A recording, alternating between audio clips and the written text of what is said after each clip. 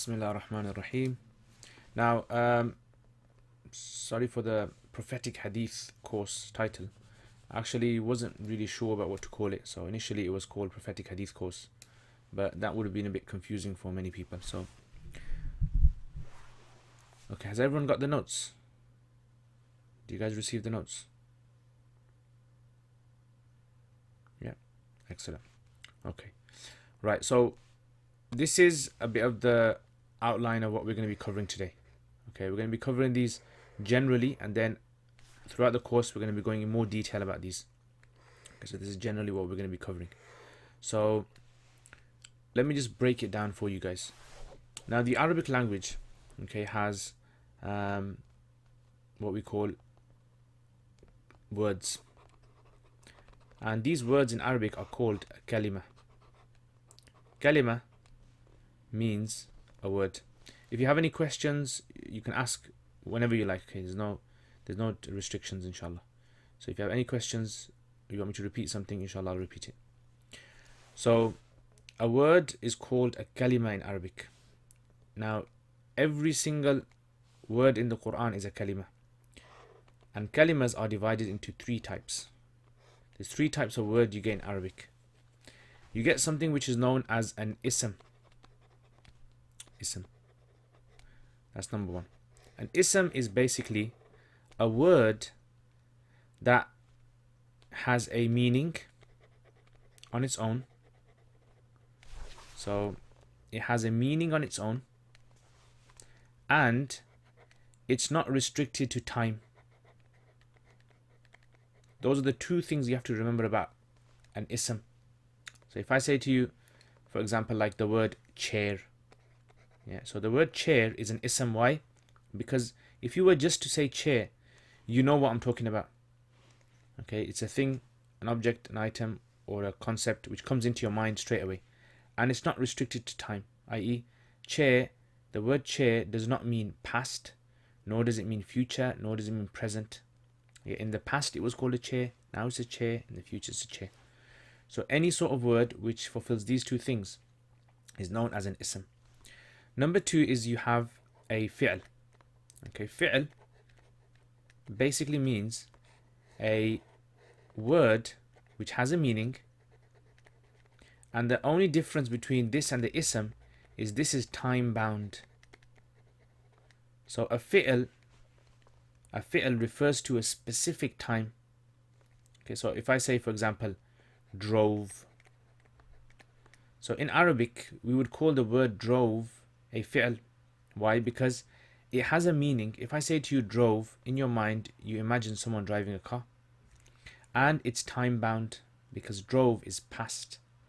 So it refers to an incident that occurred before. Okay, so these are all isms and fi'ls. Okay, let me test you on this now. Let's say I said the word house. Is that an ism or is it a fi'l? House. Ism or fi'l? Ism. Very good. Okay, what if I said this? Eating. Eating. Ism or fi'l? Eating. It's a fi'l. Yeah, very good. Okay, now the third type is called a harf. Harf. Now what you're going to notice in this course is that I'm not going to be using those very archaic kind of English words, right, that you get in some of the Arabic grammar books. I'm sure you've probably seen them, and they're very difficult to understand. And so I'm going to be using majority of Arabic words, and wherever I think that the Arabic word is a bit difficult to understand, I'll give you a little meaning of it in English. So we have harf. Harf basically means a word that has no meaning on its own. No meaning on its own, that is. Okay, so it has no meaning on its own, and it's not time bound. Yeah. So no meaning on its own basically means this, that if you were to say the word, it doesn't give its own meaning. It can only have a meaning when you attach it to another word. For example, like the word in.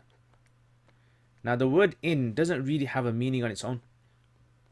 Yeah, because in on its own doesn't really mean anything. If I was to attach the word the house next to it, now it's given a meaning. Yeah, now you know that in actually means the inside of the house, something occurring within the walls of the house. But without the word house, if I was to remove the word house, in does not really serve any meaning on its own. So a harf, which in English they call particle, okay, you might want to note that. So the harf, which is the particle, it does not have a meaning in itself. All right, and that's basically what the word is all about. So a kalima is divided into three categories: an ism, which is a word that has meaning on its own, and it's not restricted to any time. And then you have a fi'l, which has meaning, but is restricted to time.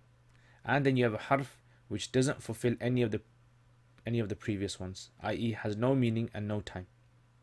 Yeah.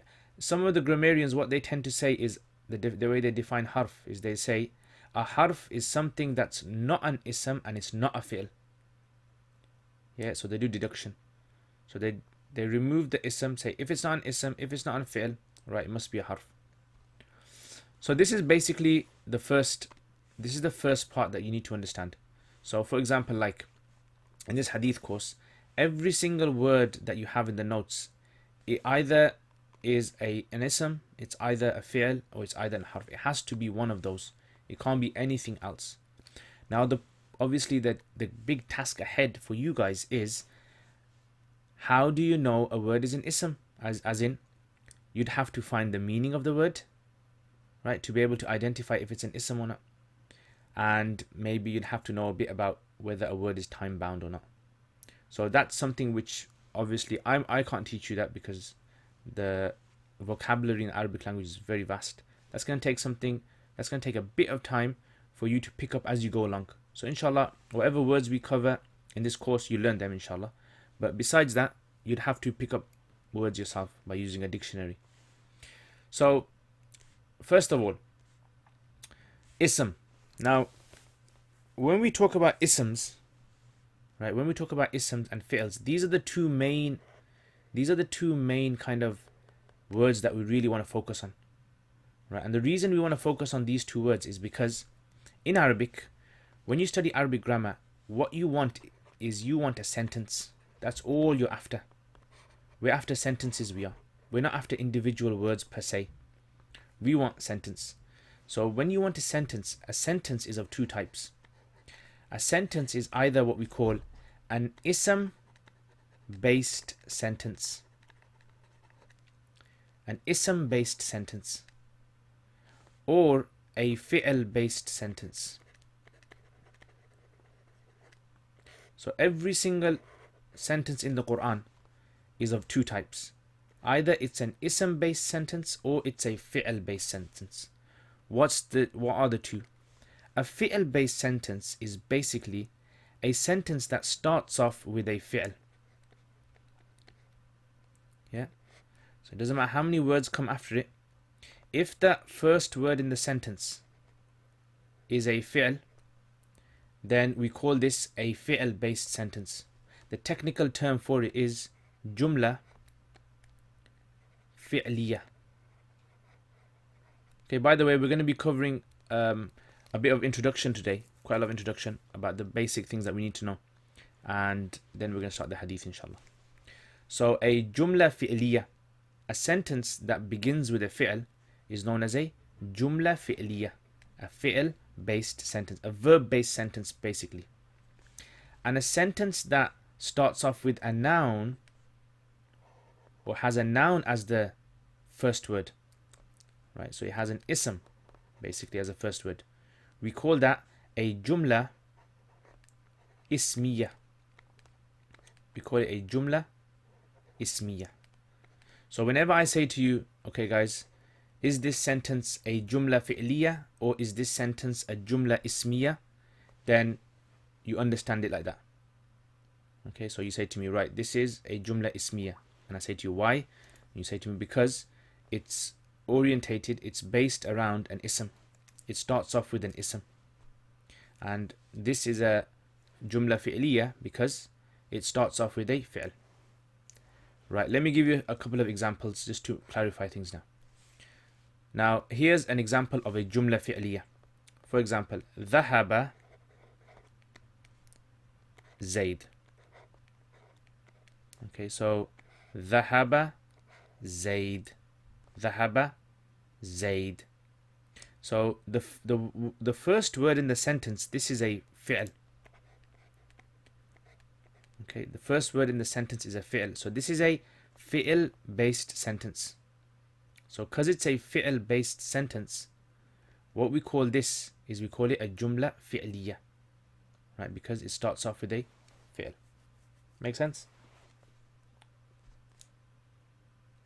Okay, and an example of a jumla ismiya, exactly the same thing, but if we were to start the sentence off like this, Zaid ذهب. Zaid ذهب. So Zaid ذهب, the sentence is based around an ism. So it starts off with an ism. Okay, so this is known as a jumla ismiya. Jumla ismiya. Okay, so these are two types of sentences that you have in Arabic. Jumla fi'liya, a sentence that starts off with a fi'l, and jumla ismiya, sentence that starts off with an ism. So what do these mean? Dhahaba means went. Went. And because it has the meaning of past in there, it's a fi'l. Zaid is the person, is a name of a person. So this is an ism. So dhahaba Zaidun. Zaid went. And this is exactly the same. So Zaid is the ism, dhahaba is the fi'l, right? But because now we've started the beginning of the sentence with a noun, with an ism, we don't call it a fi'l sentence, we call it an ism sentence. So Zaidun dhahaba. Now, in English, the two sentences technically mean exactly the same thing. Because when you translate dhahaba Zaidun, you get Zaid went, and when you translate Zaid dhahaba, you get Zaid went. But there is a big difference between the two meanings. Alright? And I'm not going to list all the differences. I'm just going to list a few differences between a jumla fi'liya and a jumla ismiya. Yeah, everyone understand it up to there? Any questions?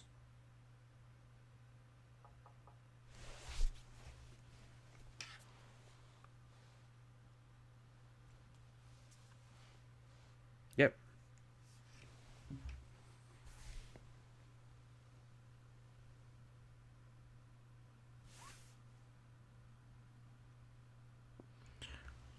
Okay, so. Yep, go for it, brother. Okay, we're going to come across that one. We're going to come to that one. Is there any sentence that starts with a harf? Technically, no. Grammar-wise, no. But moving words in a sentence does not nullify a sentence from being an ism. Does that make sense? So if I rearrange certain words, then that does not necessarily mean that it's no longer a jumla ismiya. Alright, so that's something we're going to learn as well, inshallah. Good question. Okay, so what's one of the differences between these then? So some of the differences between these are, so a jumla fi'liya, it comes for something which is done now and again. In other words, it's temporary. It has the meaning of being temporary. So if I said dhahaba Zaid, it means he did it in the past. So imagine this is a timeline and we're over here. And if I say to you dhahaba Zaid, then basically what that means is somewhere in the past, Zaid did the action of going. Maybe he done it for 1 minute, maybe he done it for 1 hour, but he done it. Right? So it has the meaning of now and again, temporary. But if I say to you Zaidun dhahaba, that actually has the meaning of being permanent. Yeah, being permanent. So Zaidun dhahaba, it has the meaning of being permanent and also emphasis. So Zaidun dhahaba would mean that Zayd, he went, as in Zayd is someone who goes. Like he was the one who went.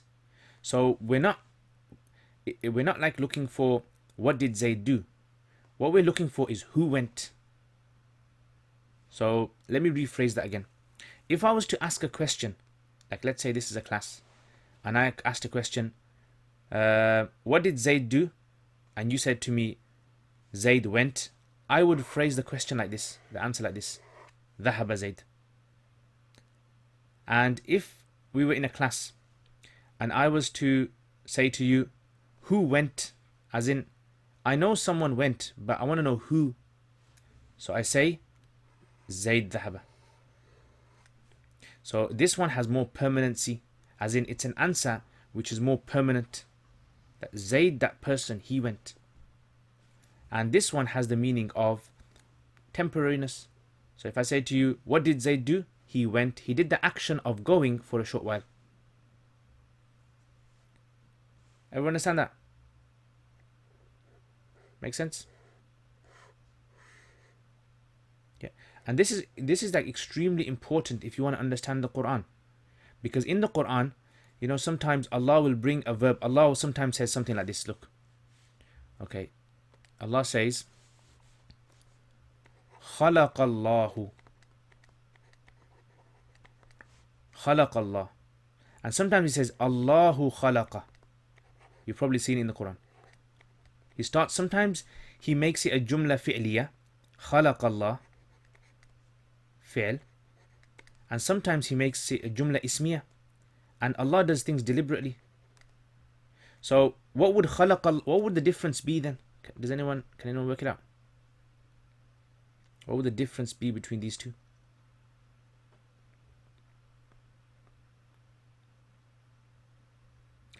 Try to think of it in a question form. Like, what kind of a question would this sentence answer? What kind of a question would this sentence answer? And what kind of a question would this sentence answer?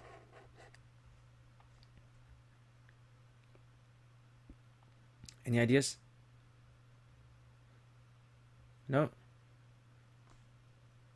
Okay, remember, the fi'l based sentence, the question that you ask for that would be this: that what did Allah do? So you know Allah done something, but what did he do? So the answer is خلق Allah. Allah created. And the ism based sentence, the jumla ismiya, what's the question? That we know someone created, but who was it? Who created? Allah says, Allahu khalaqa. No one else, it was Allah that created. Everyone with me?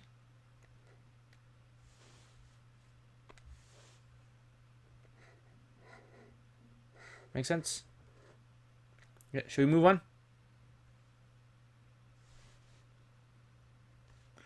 Okay, so that's what we've covered. So sentences are divided into two categories: jumla fi'liya and jumla ismiya.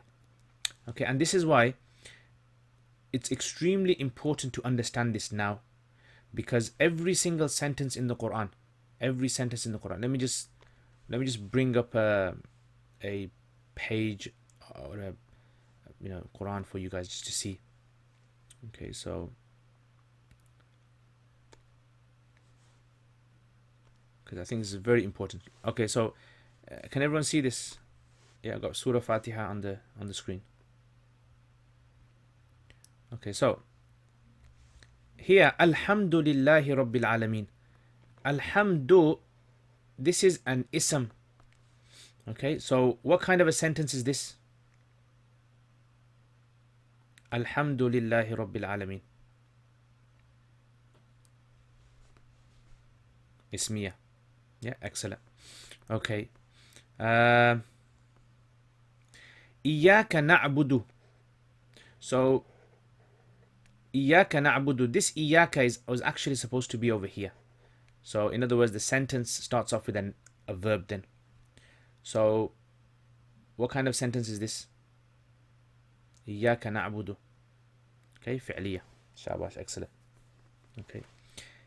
ihdina. Ihdina. Okay, so ihdina, this is, what kind of a sentence is this? Excellent. Starts off with the verb, yeah? Okay, so you got the idea, alhamdulillah. Alright, so these are the two main types of sentences that we're going to be dealing with.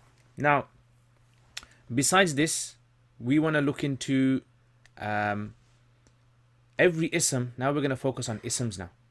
So, isms, every ism, this is what we're going to be aiming for. Okay, this is what I really want you guys to do. At the end of the course, I want you guys to be able to master all this.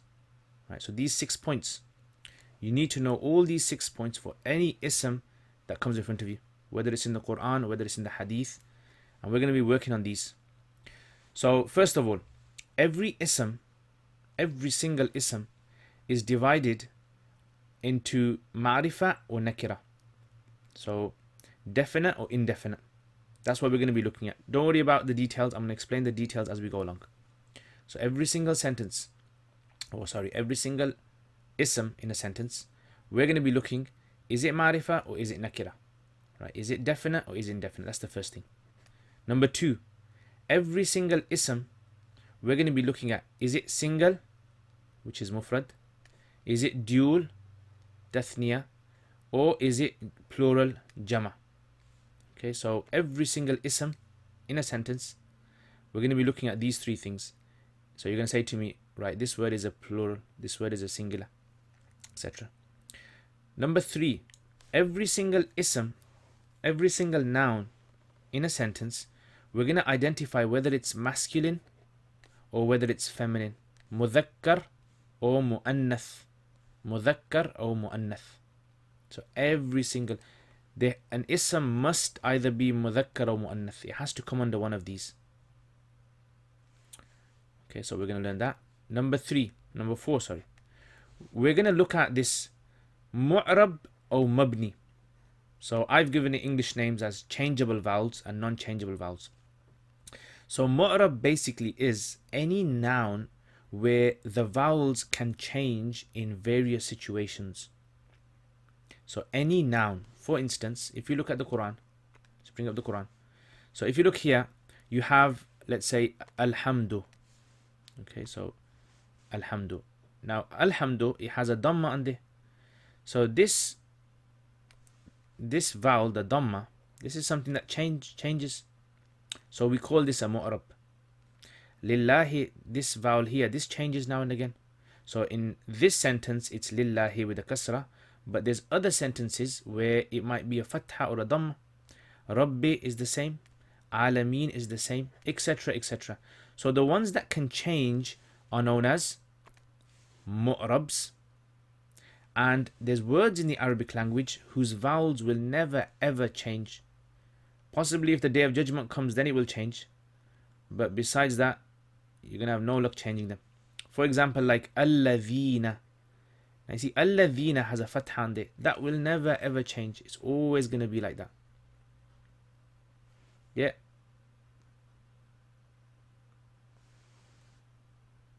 Can you hear? So let me repeat that again. So there's certain words in the Arabic language whose vowels will never ever change. It doesn't matter what happens. Right? The vowels are never ever going to change. Right? And these are, for example, like the word alayhim. Yeah, so alayhim, never going to change. And you'll come across more as we go through. Okay, like for example, ma. Yeah, inshallah, I'll be explaining that as well. Okay, I'll be explaining that, the types of mabni. So remember, today I'm focusing on generally what we need to cover, what the things that we need to understand. So I'm giving you an overview, inshallah, of everything that we're gonna, the main thing. See, what I've done is this. Because Arabic grammar, there's lots of rules in there. We don't need all the rules all the time. Out of all of Arabic grammar, I would say possibly there's a portion of Arabic grammar. So imagine, let's say for example, this is Arabic grammar. we technically only need a certain amount that we need to know in any instance. The rest of it is either it's not used that much, or it is used but now and again. So for every sentence, there's certain things that we need to know, absolutely essential. So what I want to focus on in this course is those things that are essential that will allow you to access any sort of text, whether it's Quran, whether it's Hadith. Hello, can you hear?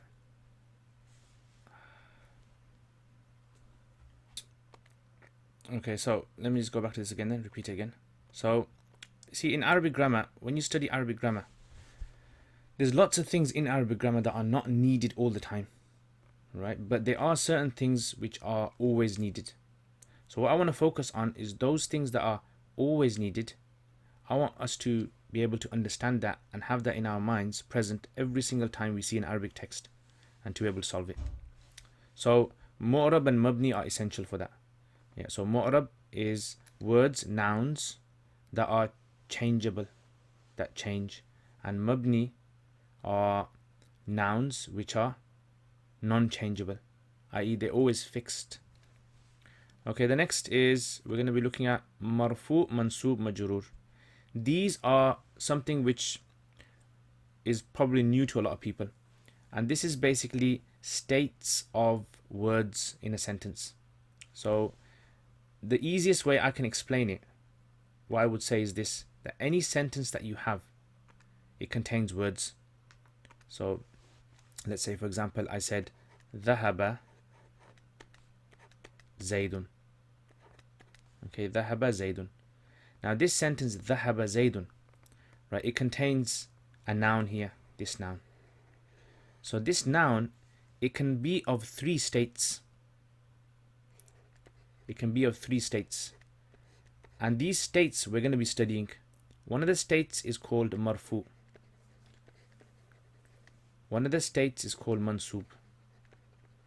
And one of the states is called majrur. These are three states that we have. Now, the thing you have to remember about these three states is that these states are like, just imagine like this. Imagine the states like boxes you put all the words into. You shade words in. So, for example, like, I'll give you just an example, right? I'm not going to go in detail, just example. ذهب زيد. ذهب is what we call a verb. This is a fi'l. Every fi'l, every verb requires what we call a fa'il. Fa'il basically means the doer of that verb. Yeah, so ذهب زيد. Zayd went. So if I said to you, who went? Who is the doer? Who is the doer? You would say to me, it's Zayd. Zayd is the doer. Okay? Now, what that basically means is that you've placed Zayd into one of these three buckets or boxes. So every doer, the rule is this, that every single doer belongs to the marfu family. So imagine marfu is a box. Okay, imagine marfu is a box, and this has members of the family in there. One of the members of the family of the marfu is every single fa'il. So in other words, in the Quran or in Hadith or any Arabic text, if you were to find a fa'il, if you were to find a doer of a verb, then immediately that doer comes under the marfu family. So we're going to classify it as the marfu family. So any sentence we get after that, for instance, let's say if I said to you, akala or akalat Fatima. Fatima ate. What's the doer here? Fatima ate. What's the doer? Fatima. So what family are we going to put Fatima into? Marfu family, mansub family, or majrur family? Marfu family. Excellent. Yeah. So all the fa'ils, they belong into the marfu family. Don't worry about questions you have about the file, we're going to be covering file in detail, inshallah. I'll tell you all different types of files. But all I want you to understand at this stage is, whenever we have a sentence, for instance, whenever you have a sentence like this in the Quran, every single noun on this page belongs to one of those three families. Every single noun on this page. Yeah. So for example, like dhalika, this belongs to one of the three families. Al-Kitab, this belongs to one of the three families. La Rayba, this belongs to one of the three families. Hudan, this belongs to one of the three families. Al-Ghayb, this belongs to one of the three families. Al-Ladhina, this belongs to one of the three families. And so on. So in every text, the nouns must belong to one of the three families. Does everyone get that? Yeah? Remember, if you have any questions or anything, please do ask. So this is the next thing that we're going to be looking at, which is is that noun marfu? Does it belong to the marfu family? Does it belong to the mansub family, or does it belong to the majroor family? Okay. Now, why do we need to know marfu, mansub, majroor? We're going to learn that later, inshallah. We'll learn that as we go along. And finally, the last thing we're going to be focusing on is that some nouns are what we call amilas. They're effective. What does effective mean? Effective means that they have the power to change vowels on following words. They have the power to influence vowels. So for example, like if I have a word here, so let's say if I had the word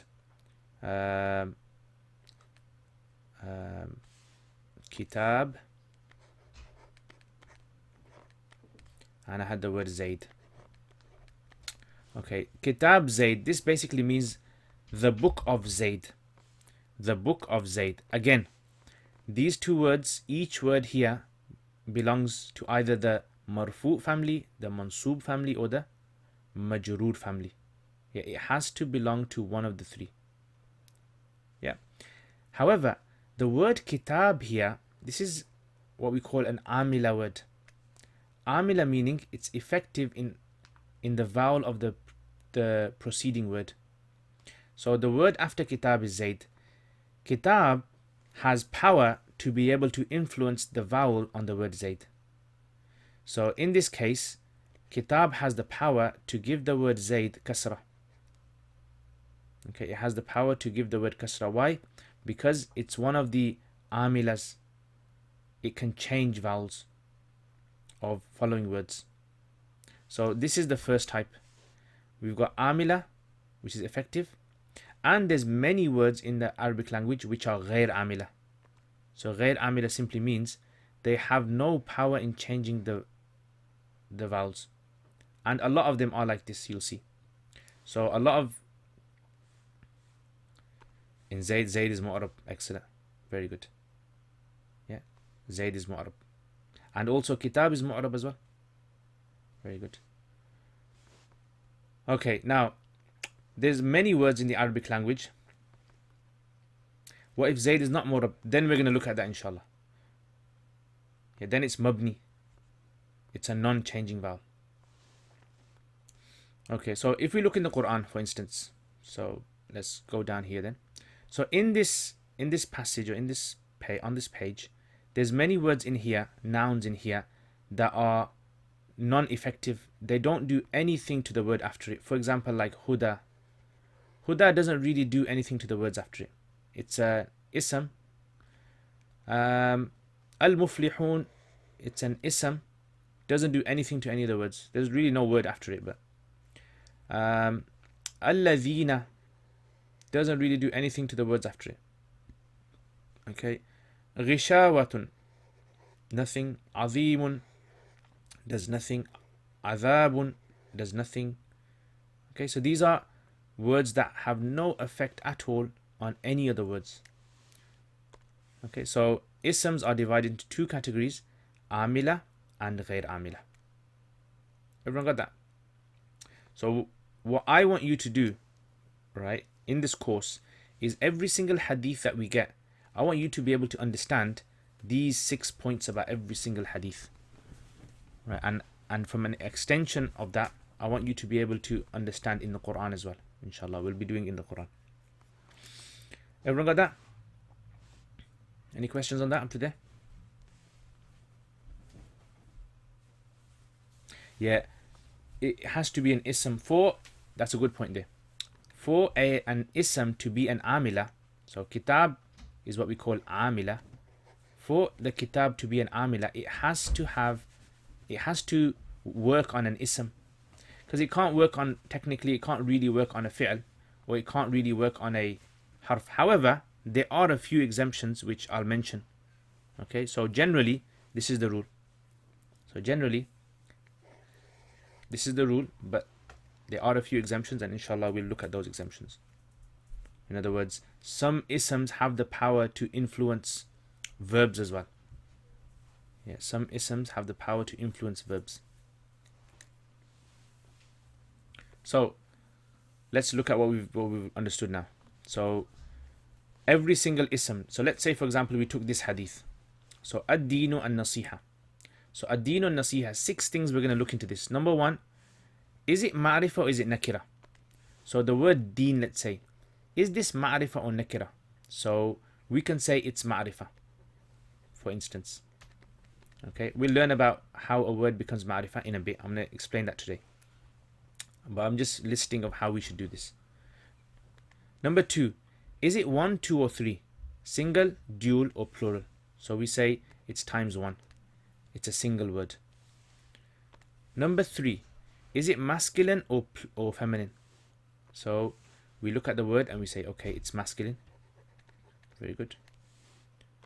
Number 4, is it mu'rab or is it mabni? I.e., is deen a word in the Arabic language